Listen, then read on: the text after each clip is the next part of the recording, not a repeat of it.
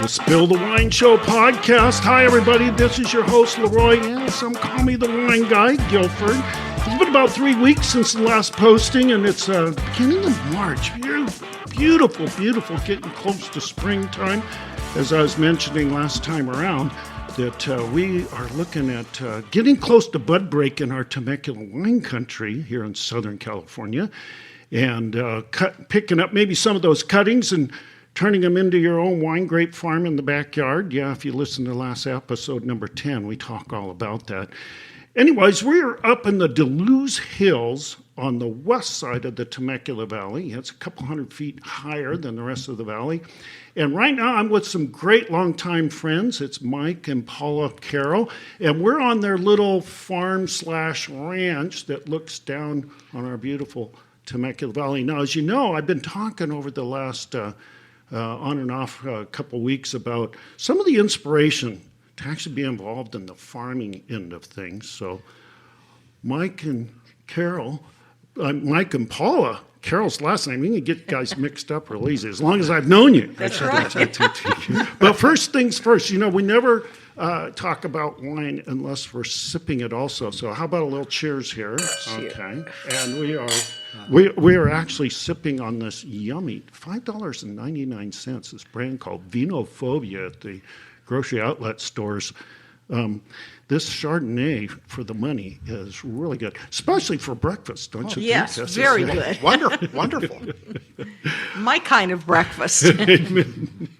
Well, the reason we're touching base here is because I've shared with you all before that I'm not exactly a spring chicken. I've been hanging around in radio for a lot of years, and now a good 20-some-odd years in our Temecula Valley wine country. And these guys were all kind of in the same realm, and they have the chutzpah to back a little less than a decade ago buy this place and decide to go farming it. Let's talk about that. Now, you guys are growing wine grapes, and last season, Yes. the Syrah grapes that you're growing, our Mr. Steve Chapin actually bought those from you. So we're gonna chime in a little bit about the whole farming end of thing, and everything's got to be wine centric. So I start there. Let's talk about the wine grape farming. Well, first of all, Paul and I have been coming out here for many, many years prior to buying this property, and we decided that we've always wanted to live out this way. We love wine country, we love the area, and we decided we wanted to retire out here, which we did. And when we bought the property, there wasn't too much on it, but we decided to put a little money into the property and put some product out there, and decided we were going to put in some grapes. And we decided to plant Syrah grapes, and we planted maybe a half acre of Syrah grapes. And we're in the process of growing Syrah grapes. We have not been very successful in our first attempts at making wine.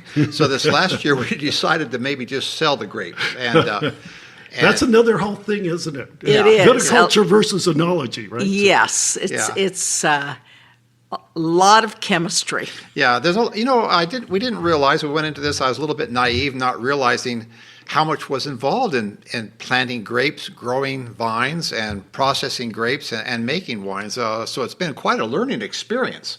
We have learned a lot over the years, and this coming year we're hoping to utilize some of our grapes and make some wine, and perhaps hopefully maybe sell the rest of the grapes to one of the wineries down below. But it's been quite an experience. Let's talk about, because you guys grow a lot more than just the wine grapes. Let's talk about some of, I come up here, there's this beautiful place, and like I was kind of joking, but maybe not, as we get a little on in our years, the energy level's not quite what it used to be before, right? I agree. As you get older, you don't have quite the strength and stamina you had as a younger individual. And again, moving up here, this was supposed to be retirement, but we have found out that we're not retired. I think I work harder now than I ever worked in my working years, because not only did we put in the grapes, we put in an olive grove. We grow olives, and we have our olives picked and pressed, and then Paula and I, we bottle and label and sell our olive oil. And we also have a small little citrus grove in which we grow citrus. And we also have what we call a summer fruit grove, which maybe sometimes people refer to as Pit fruit. Pitted fruit, which would be things like nectarines and peaches and plums and pears and apricots And your latest experiment, dragon fruit. and we're gonna, Oh, yes. We have four dragon fruit vines growing, and as they send off side shoots, I'll take those and replant. So we'll see how that comes along. Yeah, so we've been very fortunate. We've been successful, like I said, in selling our grapes last year, and we do sell our olive oil. Unfortunately, this COVID situation has slowed us down a little bit in our sales. For everybody, yep. For everybody, but we're hoping this year things get better again. And with our fruit, we've been very fortunate. We've located a gentleman locally here who he makes mead. He has a meadery, and mead is an alcoholic beverage, which is kind of a combination of honey and fruit and hops. And he buys a number of our fruit from us, and we found a local restaurant here locally who has been buying some of our fruit. So we've been very fortunate during these difficult times to sell some of our fruit also. So things are hopefully going to get even better this year. So when you first took the property, what was the first venture as far as agriculture? Well, the first venture was we didn't realize we had to clear the weeds. The weeds were everywhere. And tumbleweeds. Tumbleweeds and weeds were everywhere. So that was our raw land is definitely that, right? Yeah, Yes. But we cleared that land, and then we looked at all this beautiful property and thought, we have to do something with it. I don't want to just look at it. So we decided, let's put in grapes. So that was our first So venture. that is the first venture. Yeah, and so we went in and put in the grapes. Hold on. I think wasn't it the olives we put in first? Probably close. Maybe close, Yeah. but about the same time. But olives, that you plant the tree and kind of just let them kind of go, right? So Well, it's interesting. We continually learn about our different crops, and I've always pruned our olive trees on a yearly basis. Come to find out, no, you don't prune on a yearly basis. You prune like at least every 2 years. So and you kind of harvest at that point too. Huh? Right? Yes. Every Well, couple you of years? harvest. You harvest when the olives start turning color. Right. And some won't, because we do have some green olives too. But after that, you generally can start pruning. And again, this year I had a reprieve. I didn't have to prune because I've been over pruning. So we should have even more olives this coming year. So for relativity, because I would dare say that if the three of us sitting here were a bit younger, Yes. like 15, 20, 30, maybe even 40 years. I'd be a baby. No. It would, I can see where if the things I know now, if I could carry those back that amount of time, this would be a realm that I would be into head over toes, because first of all, we were talking about that here, the view you have here, and at nighttime, all the beautiful stars, you're semi-country here. 10 minutes down the road and you're right in the heart of the city of Temecula, but up here in the hills, just like out in wine country on the other side, the east side of the valley. So what I want to talk about the inspiration of that. I really believe there's a lot of people that think this is something they can't do. I'm using my own example. I look back now and go, wow, if I only knew then what I knew now. So it's actually more doable than maybe people think, right? Yes, it is. Some of the properties up here, they don't grow a lot of different things. It's manicured or left to the wild, but we chose to grow different items, and that's what we really enjoy doing. So it's up to the individual up here. But it's a beautiful area. Yeah, so a lot of people are into citrus. A lot of people grow citrus up here. There are a lot of avocados up here. Not as many avocados as there used to be.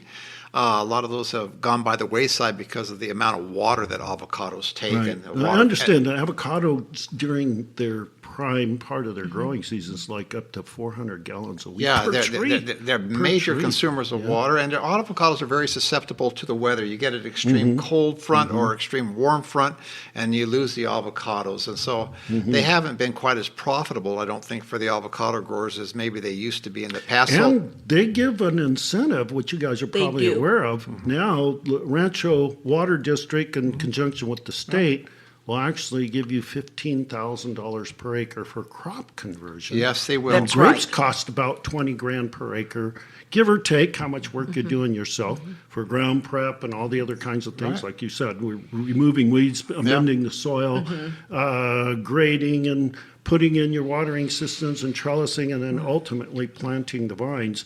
And that, I know there's a couple of operations up here where they're buying, 5 and 12 acre tracts. Yes, there are. And converting them from the avocado growing to growing grapes, because guess what? right. They use a lot less water than They avocados do. We have some friends up here. A lot of our friends grow grapes. One couple in particular had all avocados, and because of the incentive from Rancho Water, they took out most of their avocados and planted many acres of grapes, and they're doing quite well with that. So it's saving them money with the water. It's a lot of work, Right. but they have quite a few acres. So at that point, you do need help. It's too much for one person to handle. Now, you guys have come and hang out with those of us that like to be wannabes and who are actually like yourselves doing it. But as we last week, the last episode, we were talking about the Small Wine Growers Association, which I love it, because those of us that are actually hands-on get together and we share what we're doing with one another. You guys have attended there a number of times as well, right? Yes. At Wilson Creek, the Right. Temecula Small Wine Growers Association. Yeah, that's right. But And we're really, I'm going to say we're, because I hang out there too, although I only have like a handful of vines growing in my backyard, for which one day I hope to have a bigger area to drop those into the ground. But that's a great way for those that might be thinking, is this really doable? All you got to do, I was teasing before, all you got to do is come hang out with us. It's usually, and you have to Google the Small Wine Growers Association, because we have different months that we do or don't meet. But April, we're supposed to be back to normal. It's usually the second Monday of every month at 6 p.m. in the Grand Ballroom at Wilson Creek Winery. And the cost of entrance is a bottle of wine. That's correct. You can't beat that. No, and it's a very a learning. bottle of wine to share with Yes. those whom you're sitting with at the table. And if you don't bring a bottle of wine, we'll even still let you in. So. It's a good learning experience. You learn about insect control, you learn about fertilizing, you learn about pruning. There's so much involved in growing grapes, so much more than maybe people realize that don't grow grapes. A lot of time, and there's a lot to learn. And the Small Wine Growers Association has been very helpful in giving us and imparting information that we need to grow our grapes. In the valley here, where I should say above the valley, where we were just talking, a lot of wine farming is now in place. One of the things that I have noticed that sometimes happens, like I want to aim this at you guys, you planted Syrah, but when you decided to plant your Syrah, did you think about, what was the grape that I might be able to sell? Or is this just, we love Syrah, so we're going to plant it? Because these kind of things enter into the picture, especially if you're growing bigger acreage. You got to know you're going to be able to sell your grapes, if that's your goal, into the marketplace. Well, initially we weren't planning on selling the grapes. We wanted to make our own wine. That was our initial idea. And we went with Syrah because we heard that where we live and the elevation that we're at and the soil conditions that we have, that Syrah would maybe be a desirable grape to plant here.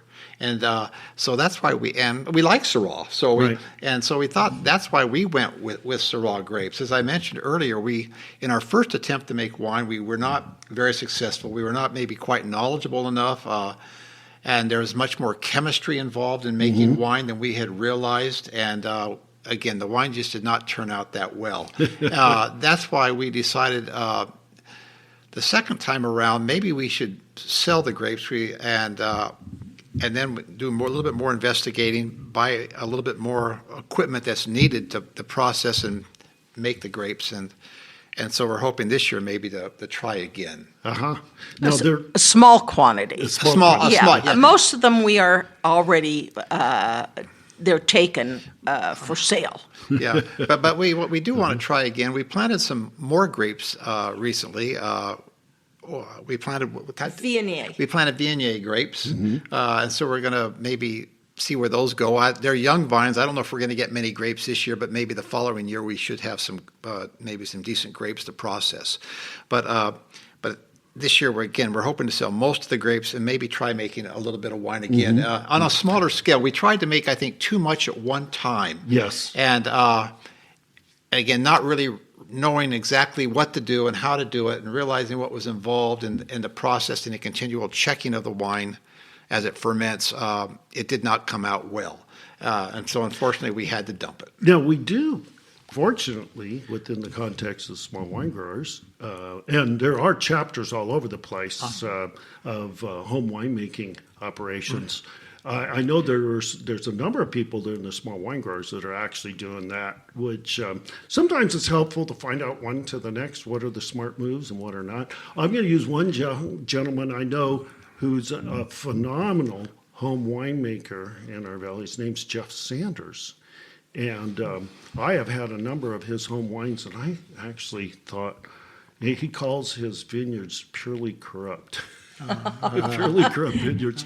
He had a Zinfandel that I thought knocked the socks off of some of the stuff that's in the commercial marketplace there, Right. So, I mean, the capability is there, but it's the focus and the dedication. And of course, that's another whole realm where you can get, if it's a hobby, you're going to be doing some reasonable investing in the equipment and things to do it, right? Absolutely. Very true. You need to be testing your wine when I say constantly, you check for your SO2, you check for the pH factor. Right. I mean, it's so involved. And we luckily have some friends. We also have a small wine growers group that was started by a gentleman and his wife up here in Duluth.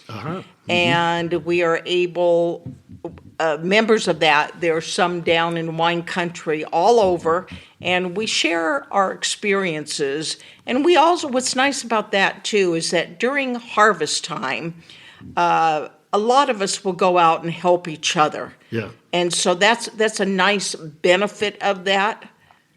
Well, one of the things that any of us that have been involved, with the local wineries, at one time or another, you've been asked, especially in small operations, all hands on deck for harvesting, and you learn how to become a harvester. Yeah. And at first it seems fun, right?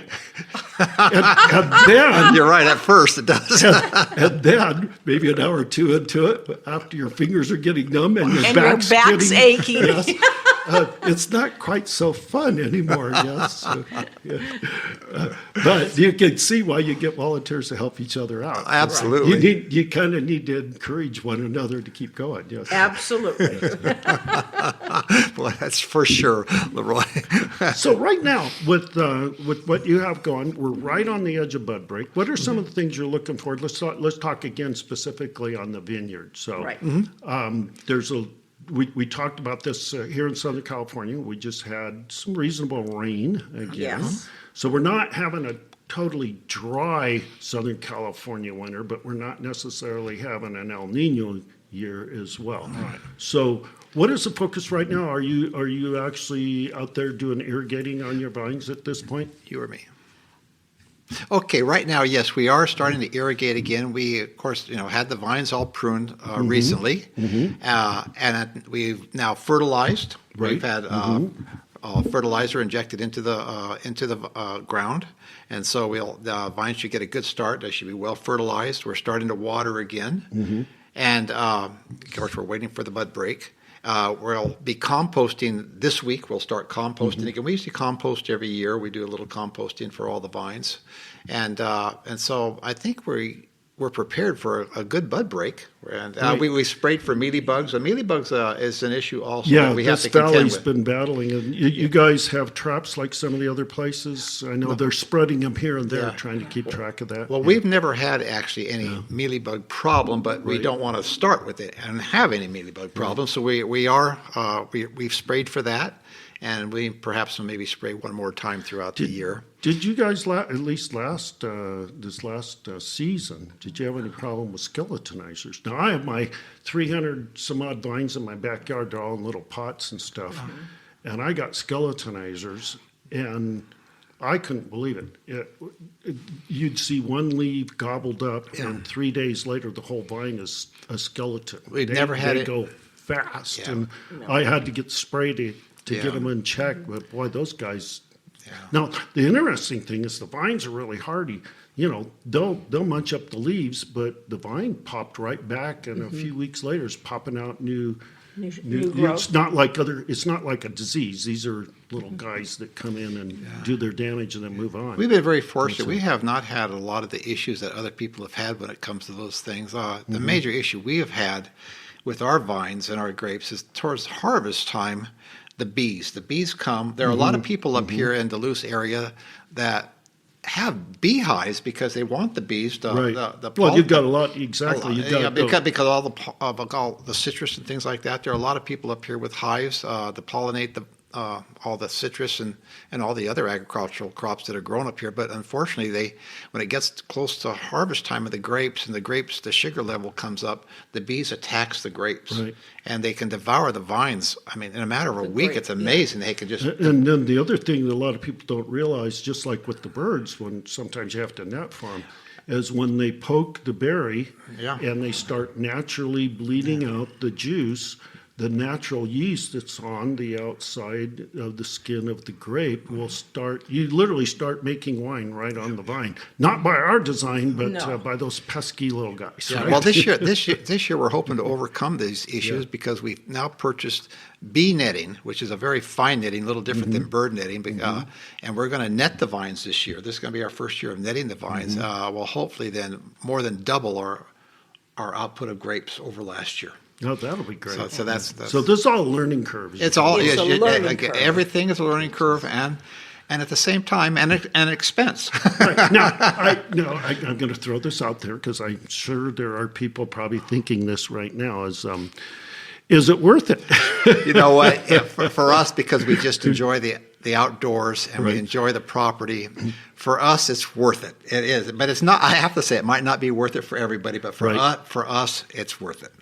Yes. So with your view, as we're doing right now, once again, we need another clink, you guys, of our yummy Chardonnay we're having for breakfast here, looking down on the lovely Temecula Valley from the west side. So you guys not only get a beautiful daytime view, but I imagine that's kind of twinkly with lights at nighttime. Yeah, absolutely. We have a nice nighttime view, and on sometimes on a nice clear morning, especially on a Saturday, you can see the balloons coming up from the wine country area. Yes, which are fun to watch. And this time of the year is very popular because people that know hot air ballooning, you got to get out there when the air is crispy and cool, because as soon as the sun comes up and the air starts warming up, the balloons are not as buoyant. And guess what? By 8 o'clock, everybody's usually down out of the sky, either by choice or not by choice. You want to land by choice, not the other way around. Right. So, yes. And it's nice up here too. We have a beautiful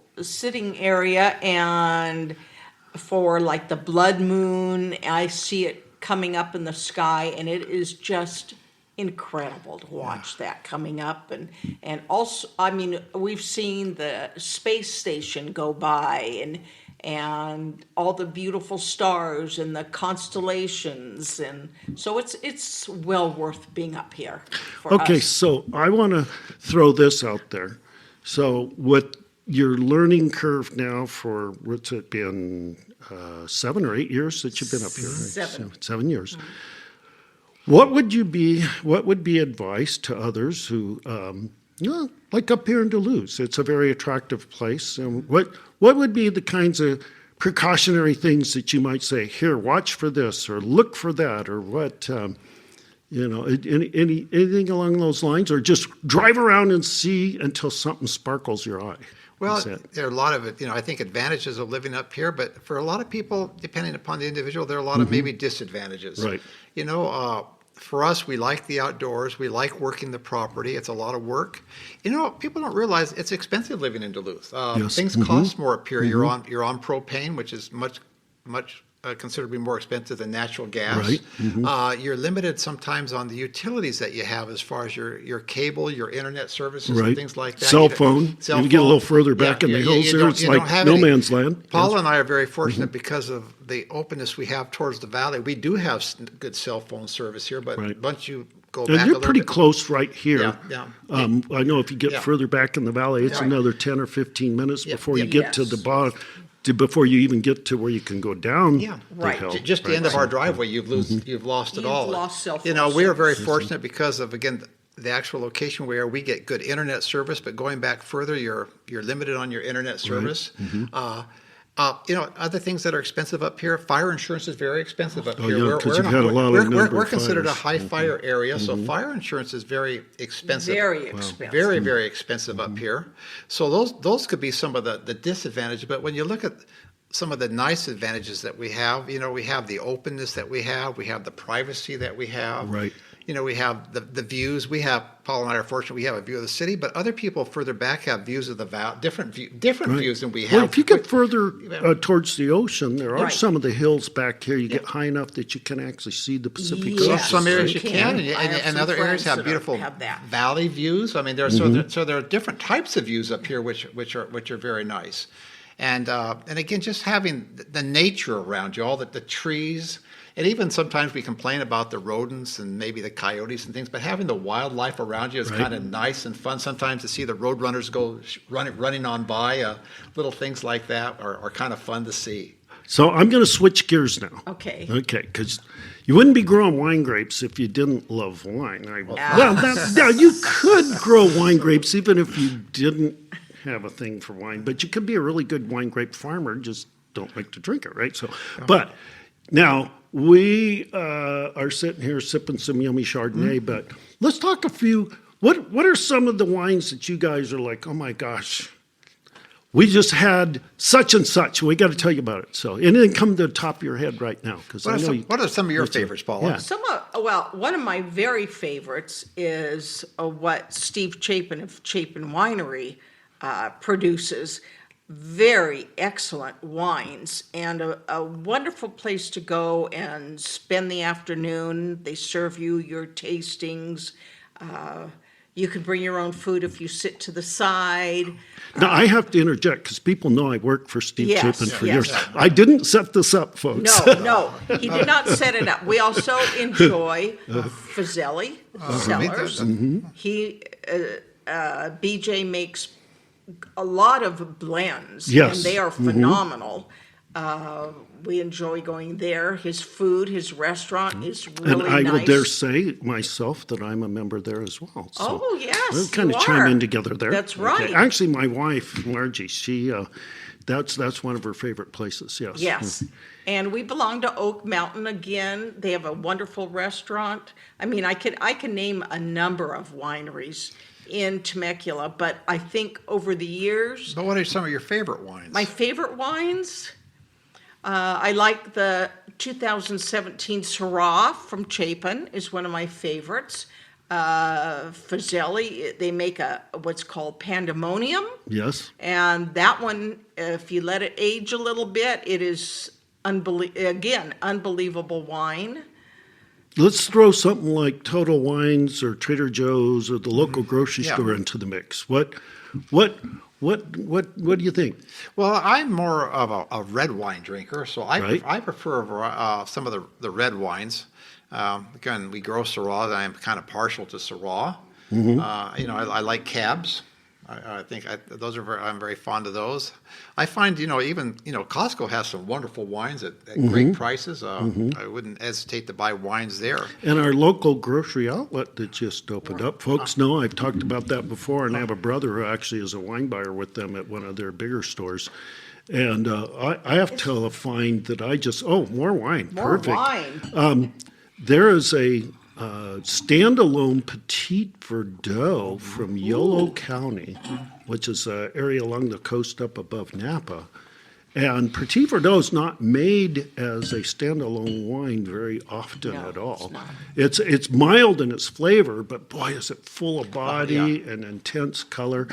And this Botte or Botte, B-O-T-T-E, and a couple guys fencing on the label, and it's like this Novinophobia. It's like $5.99 and absolutely delicious. And here's what I keep the bottles on hand for, because you know how you'll get a red wine and you buy it and take an experiment and go, this would be good, but it needs a little more body, or it's got a little too much acidic finish. Just splash a little Petit Verdot in with it, and you fix you do your own blending, and you fix Well, that's fix your own problem. yeah. Well, one thing I tell people when they ask, "What's your favorite wine?"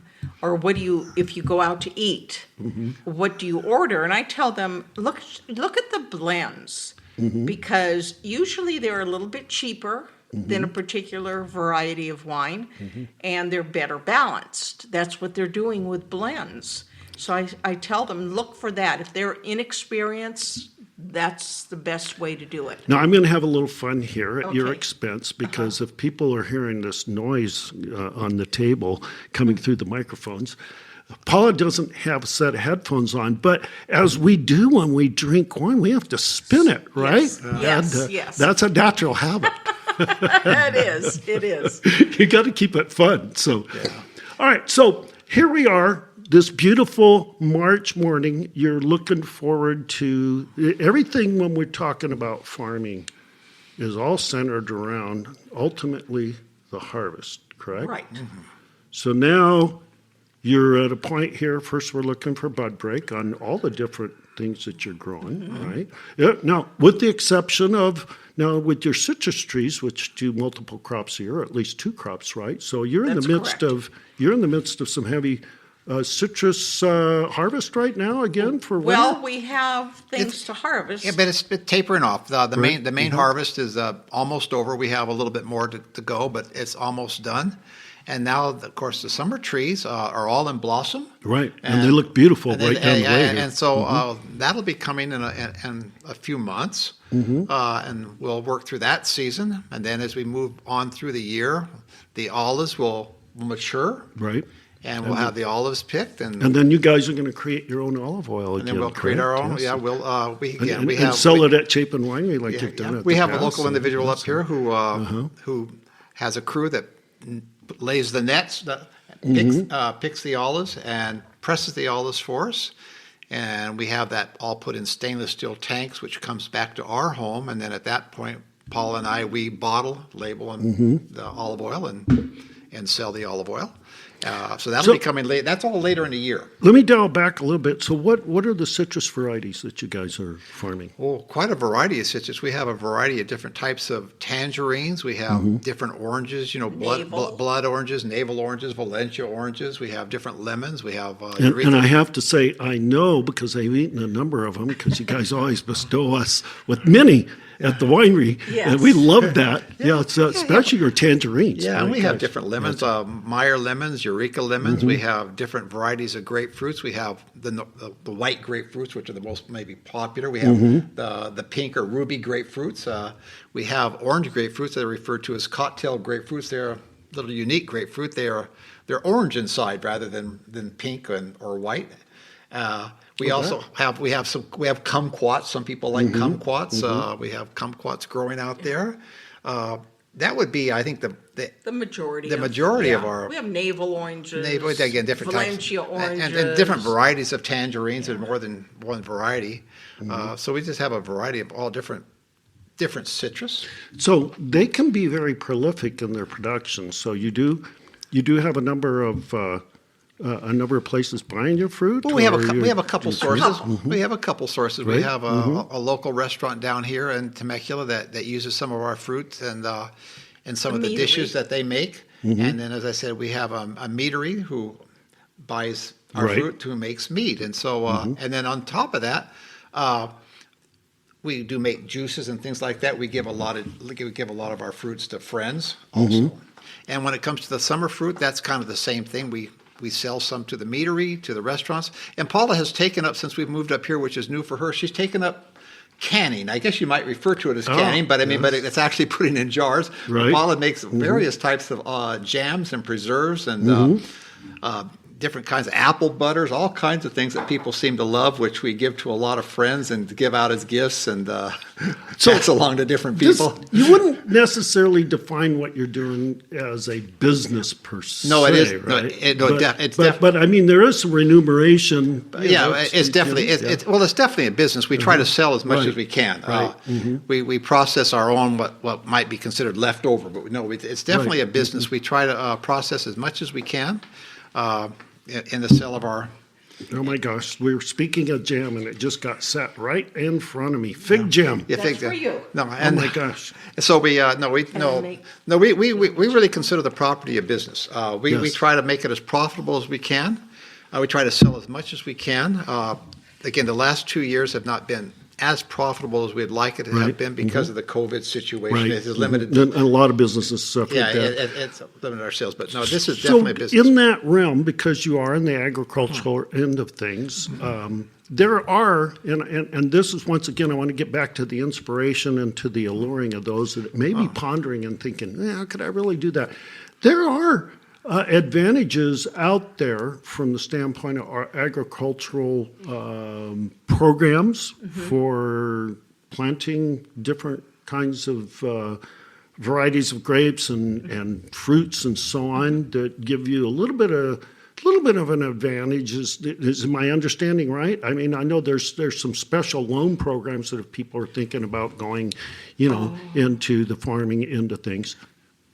Is that anything that you guys have dealt with? I know they talk about it at the Small Wine Growers Association. Right. So, No, we really haven't gotten any grants. There are grants that are available. Soil erosion is one that people have taken advantage of. We have not done anything like that. I mean, we are pretty stable here. So you're self-efficient. I love it. Yes, we are. Yes, we are. And so we don't. But there are grants and that you can get, and we have some friends that have taken advantage of that, and they needed to.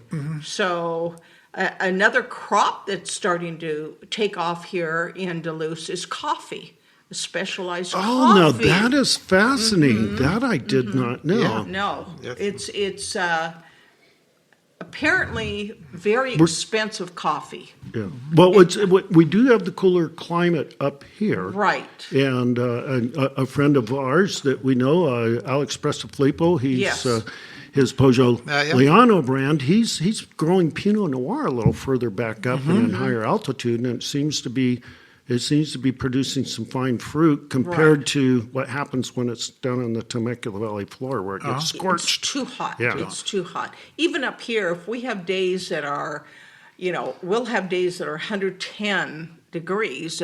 I think that's been the pretty much the highest. But again, with avocados, they'll all drop off the trees. That's why it's really not advisable to get involved with avocados anymore. Our climate has changed. Yes. So you have to look at what will flourish. Citrus flourishes up here. Grapes flourish up here. And horses flourish up here. Well, they don't make you any money, but I see lots of horses all over the place up here. Yeah, a few people have horses. I think you'll find more of that in La Cresta. Yes, it's that's a little for bit sure. drier in La Cresta. So speaking of La Cresta, because that would be to the north of us on the hills here at the bottom end of the Santa Ana Mountains, Santa Rosa Plateau, and there's a number of vineyards up there, and the Albarino that Mr. Chapin's been making is grown up there as well. Right. So we got a couple of yummy new varieties of grapes that typically haven't been associated with Southern California that that are seeming to work up here in the cooler climate. So- Right. It is, I'd say, on the average, anywhere from 5 to 7 degrees cooler up where we are located compared to the floor of Temecula. All right, I'm going to ask a loaded question here. Okay, so here we are, 7 years into the picture. Would you do it all over again?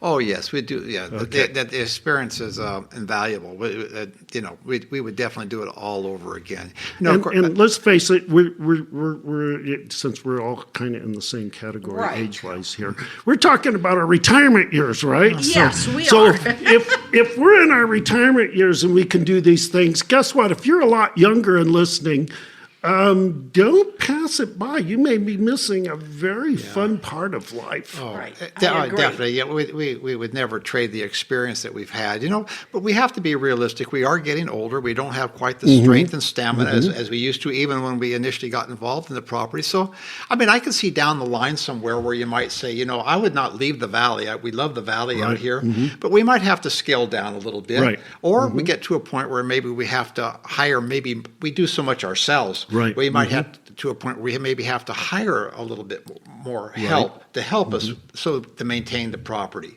But we would never leave the valley. We love the area up here. We love the wine country, the people up here. And the wine of the valley. And the wine of the valley. Wine of the valley. It's great. So I have to interject here and say, okay, because I have listeners all over the place, which I'm so blessed by. Yeah. But I am a Southern California kid, and they all know that. That's my primary stomping ground. Yeah. And I definitely, here on the Spill the Wine Show podcast, episode 11, we wanted to touch base on, something enjoyable and not necessarily as serious, meaning from the standpoint you're not here where you're trying to make a winery function, and all the kind of money that goes into that. But yet at the same time, you are in contact with that. You're here part of the community, and you're also getting to contribute to it. I mean, that's kind of the fun thing, and really wraps up what I was hoping we would be able to kind of have a little fun with as we visited today. So we got to do one more clink of the glasses, you guys. Yes, thank you so much. Thank you, Leroy. Thank you, Leroy. We've had a wonderful time talking to you. That's what we do. We drink wine and talk about the people who are very involved with the making and growing and cooking with any dimension that has to do with the wine industry, and I've touched them all. But this is a theme I'm on, folks. I want to plant that seed. You can do it too. Okay. All right. That's it for this particular round, you guys, and we'll be back soon continuing the theme. It's the Spill the Wine Show podcast with your host, Leroy, wine guy Guilford.